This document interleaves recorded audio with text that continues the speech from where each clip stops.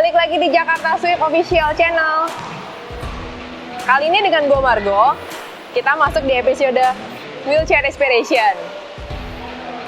Untuk selanjutnya, kita lihat dulu yuk keseharian tamu kita sebelum kita bincang-bincang. Check out.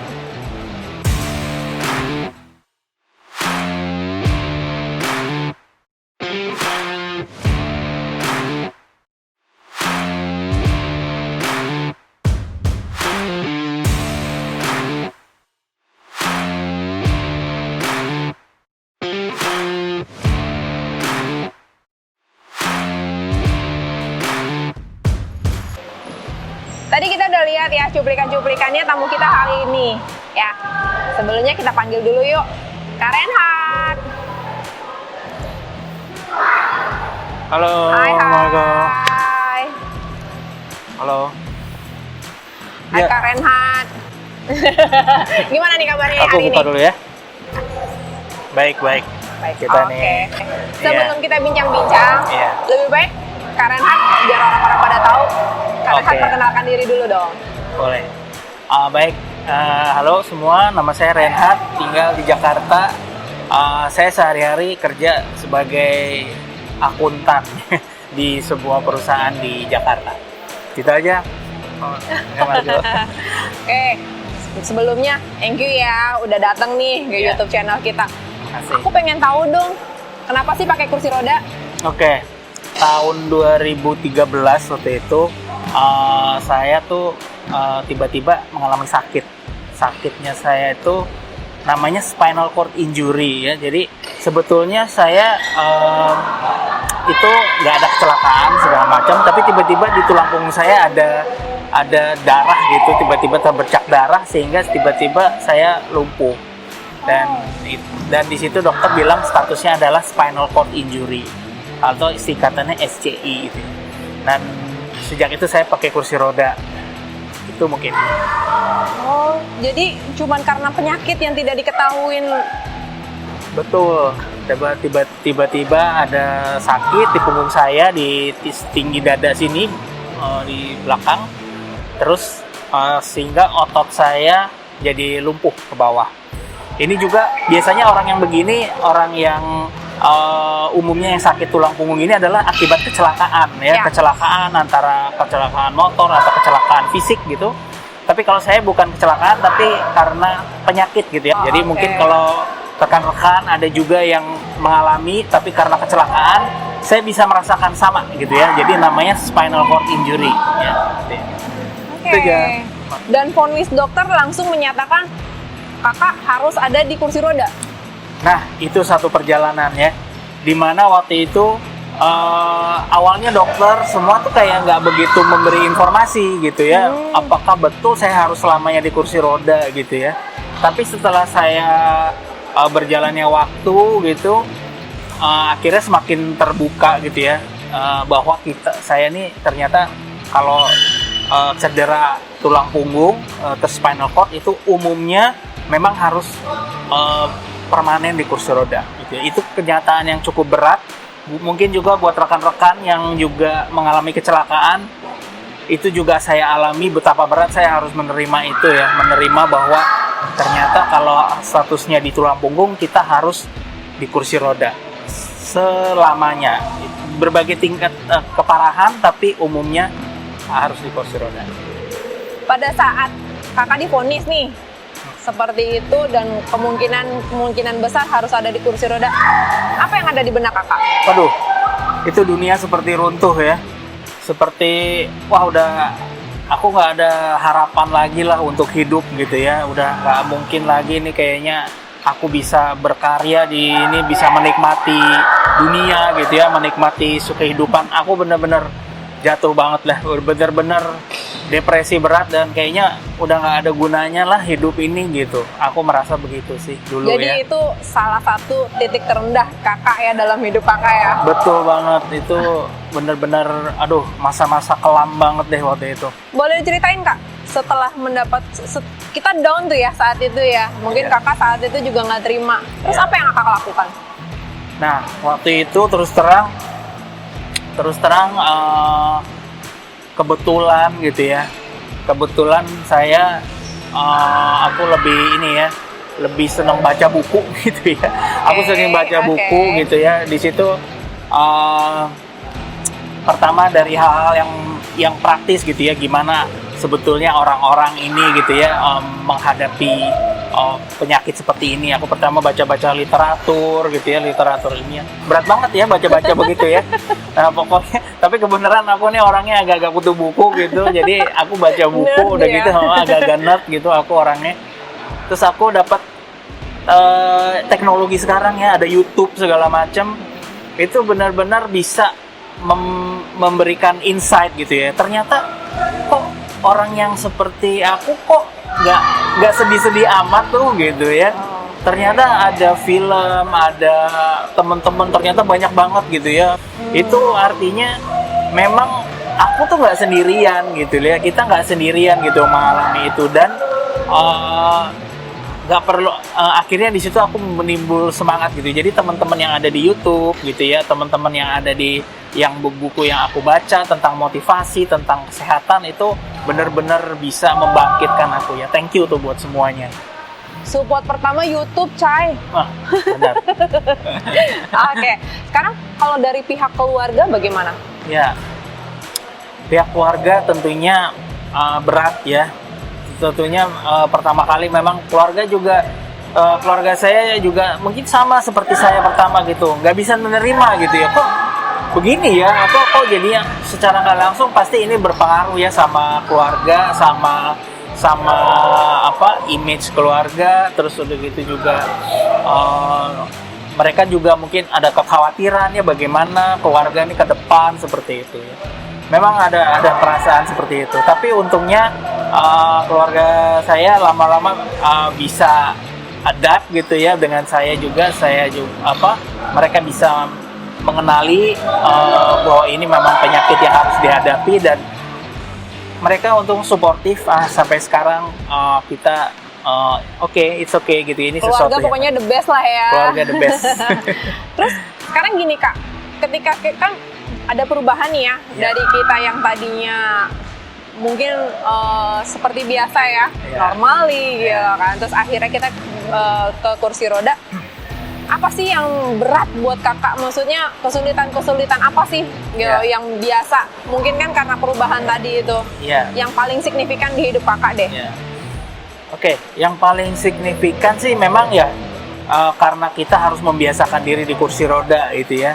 Dan semua kegiatan itu harus betul-betul menggunakan kursi roda gitu. Nah itu memang pada awal-awal pasti berat gitu ya. Kita biasa jalan, kita biasa kesana sini, tiba-tiba kita harus ada hambatan, kita nggak bisa jalan, nggak bisa masuk gitu ya. Atau misalnya ada tangga, kita nggak bisa. Pernah aku ke Borobudur dulu, waduh repot banget tuh mau ke atas ya gitu. Akhirnya kita terpaksa sewa, ada porter-porter gitu yang suka ngangkut-ngangkutin gitu. Diangkat ya. Berasa kayak Cleopatra ya? Iya betul. Cleopatra. Diangkat, nah itu aja sih paling gitu. Tapi selain itu nggak apa-apa, biasa aja. Kita lama-lama biasa menggunakan kursi roda, dan jangan khawatir teman-teman juga yang mengalami menggunakan kursi roda, nggak masalah, dunia belum berakhir ya. Terus aku lihat nih, Kakak kan sekarang main basket ya? Ya. Nah, sebelum terjun di dunia basket, Kakak mencoba apa? Sebetulnya kalau olahraga yang dulu sebelum kursi roda itu biasanya aku renang, sama kalau basket sebetulnya basket apa ya istilahnya, sendirian aja gitu. Ada ring di belakang rumah, terus udah gitu kita syuting dulu tuh begitu doang, nggak pernah gabung tim atau gimana ya. Nah cuma dulu memang seneng sih ngeliatin NBA gitu ya, terus udah gitu seneng sejak SMP memang suka. Tapi karena nggak pernah gabung tim dulu aku gitu, mungkin karena badanku pendek kali ya, jadi nggak ada yang mau pakai gitu ya. Kalau sekarang semuanya pendek semua. Sekarang semuanya pendek semua, duduk semua gitu. Kenal Jakarta Swift di mana Kak? Nah, kenal Jakarta Swift pertama kali tentunya di Asian Para Games tahun 2018. Oh iya. Di situ pertama kali aku kenal Jakarta Swift, dan ternyata ada ya organisasi olahraga keren begini ya untuk kursi roda ya. Itu seperti berkah banget gitu. Aku lumpuh tahun 2019 terus dari 2018 ada Jakarta Swift di Jakarta gitu kan. 2 tahun ya 2 menunggu. tahun ya, thanks to Cap Donald Santoso sebagai pionir gitu ya. Ya di situ disitulah aku tahu. Terus udah gitu setelah Asian Para Games habis mereka buka pendaftaran gitu, dan disitulah aku baru gabung sama Jakarta Swift. Tahu pendaftarannya itu dari teman kah atau dari media? Dari Instagramnya Jakarta Swift oke. gitu ya, dari Instagramnya Jakarta Swift gitu. Oh iya ada ternyata ini. Terus aku langsung kontak mereka bahwa aku mau ikutan gitu. Guys, jangan lupa juga ya, kita juga harus follow tuh Instagramnya Jakarta Swift. Oke Iya. Kak, sekarang kalau misalkan latihan nih, kita latihan. Pertama kali apa sih yang Kakak dapatkan dari Jakarta Swift? Oke. Jadi pertama kali Jakarta Swift ini ya, buat teman-teman yang suka basket juga itu olahraga gitu ya. Ini betul-betul organisasi ya, organisasi bola basket yang aktif, dan juga olahraga ini ada turnamennya di seluruh dunia gitu. Jadi kalau teman-teman bergabung di sini itu otomatis kalian nanti bergabung sama aktivitinya kejuaraan-kejuaraan di seluruh dunia. Kalau tapi bertahap ya, mungkin kita Asia dulu gitu ya. Nah, waktu pertama kali aku itu kejuaraan di Bali itu ya, itu baru pertama kali tuh aku lihat sekitar berapa itu, ada 5 negara gitu ya, itu semuanya pakai kursi roda dan seliweran semua gitu ya. Kita makan malam bareng, terus kita olahraga bareng, terus kita ngobrol-ngobrol bareng. Itu semuanya pakai kursi roda semua. Bayangin tuh, ada 5 negara pakai kursi roda. Kalau satu tim itu ada 15, mungkin ada 50-an orang pakai kursi roda tuh ya. Berasa dunia cuman milik kursi roda ya? Di situ aku serasa normal. Oke. Gitu ya. Aku ngerasa Mantap. normal banget tuh. Jadi ini ternyata yang kayak aku nggak ngerasa menderita sendirian di seluruh dunia.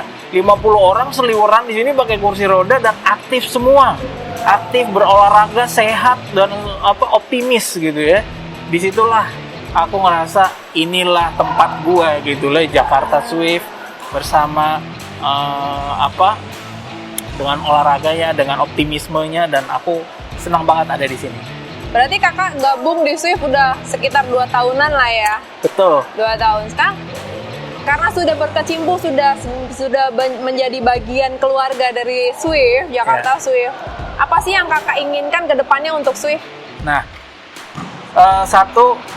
Swift ini dari sisi, ada 2 hal ya. Dan pertama dari sisi komunitasnya, dan yang kedua dari sisi olahraganya nih gitu ya. Aku harap sih yang dari sisi komunitas kita benar-benar jadi satu komunitas yang benar-benar kuat gitu ya. Kita udah beberapa kali, kita udah sangat dekat gitu ya. Komunitas ini benar-benar menjadi Second komunitas family kali ya. jadi kayak second family gitu ya. Terus kita sering ada acara rutin, gathering segala macam. Ada tuh rekan saya tuh namanya Beto ya, dia tuh kita pakai terus tuh, itu ada tempat tinggal dia untuk ngumpul gitu ya di puncak sana gitu. Wah, itu keren banget, kita kalau ngumpul-ngumpul asik banget lah di sana. Nggak ngajak ya Kakak ya? Nah, itu waktu itu lagi sibuk Kakak Margo ini. Oke, next ya Kak ya. Jadi kalau misalkan kita ngomongin masalah Swift, Jakarta Swift nih ya, Iya. berarti kan ibaratnya Kakak juga pengen teman-teman lain Ya. ikut ya Iya. di Jakarta Swift. Coba dong Kakak kasih tahu kalau teman-teman, kalau ada yang mau ikut, gabungnya bagaimana Kak? Oke, bagi teman-teman yang mau bergabung dengan Jakarta Swift, ada di Instagramnya Jakarta Swift. Silakan, Instagramnya Jakarta Swift adalah @jakartaswift.basketball ya. Silakan di follow di sana. Kemudian ya nanti kalian bisa langsung register. Silakan dihubungi di direct message atau bagaimana gitu ya, Mas Bato. Terakhir Kak, Ya. apa sih pesan Kakak buat teman-teman nih, para disabilitas, para difabel yang ada di Indonesia ya khususnya, atau mungkin di dunia, Ya. apa yang mau Kakak sampaikan? Oke, yang mau saya sampaikan adalah kalian jangan kehilangan semangat ya. Lihat nih, Kak Margo sama saya nih ya. Jangan kehilangan semangat, dunia belum berakhir, dan jangan diam di rumah. Olahraga gitu ya, cari komunitas, semua akan welcome. Ada komunitasnya ya. Jangan lupa.